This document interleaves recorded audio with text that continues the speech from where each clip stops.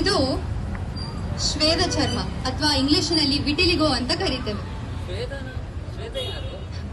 ಶ್ವೇತ ಯಾರು ಹುಡುಗಿ ಅಲ್ಲ, ಇದು ಒಂದು ಕಾಯಿಲೆ, ಸಮಾಜದಲ್ಲಿ ಸಾಮಾನ್ಯವಾದ ಕಾಯಿಲೆ.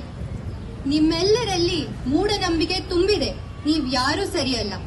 ಈ ಕಾಯಿಲೆ ಯಾವುದೇ ಶಾಪದಿಂದ ಬರುವಂತದ್ದಲ್ಲ, ಯಾವುದೇ ಸ್ವಚ್ಛತೆಯ ಕೊರತೆಯಿಂದ ಬರುವಂತದ್ದೂ ಅಲ್ಲ, ಭೂತ ಪ್ರೇತ ಪಿಶಾಚಿ ಇತ್ಯಾದಿಗಳಿಂದನೂ ಬರುವಂತದ್ದಲ್ಲ.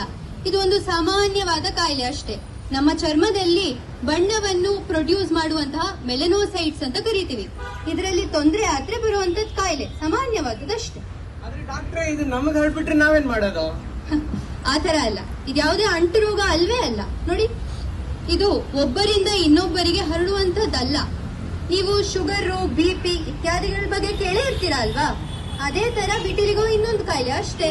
ನನ್ನ ಪ್ರಕಾರ ವಿಟಿಲಿಗೋಗಿಂತ ಶುಗರ್ BPನೇ ಜಾಸ್ತಿ ಭಯಂಕರವಾದದ್ದು. ಅದು ಇದೆ. ಈಗಿನ ಕಾಲದಲ್ಲಿ ಉತ್ತಮವಾದ ಆಧುನಿಕ ಚಿಕಿತ್ಸೆ ಇದೆ. ನಮ್ಮ ESI ನಲ್ಲೇ ಎಷ್ಟೊಂದು ಟ್ರೀಟ್ಮೆಂಟ್ ಆಪ್ಷನ್ಸ್ ಇದೆ. ಬಣ್ಣವನ್ನು ಸರಿಯಾಗಿಸಲು ಎಷ್ಟೊಂದು ಕ್ರೀಮ್ಸ್ ಇದೆ, ಎಷ್ಟೊಂದು ಮಾತ್ರೆಗಳಿದೆ. ಲೈಟ್ ಥೆರಪಿ ಅಂತ ಮಾಡ್ತಾರೆ. ಮೆಲನೋಸೈಟ್ ಕಲ್ಚರ್ ಅಂತ ಕೂಡ ಇನ್ನೊಂದು ಟೆಕ್ನಿಕ್ ಇದೆ. ಹಲವಾರು ಇದೆ.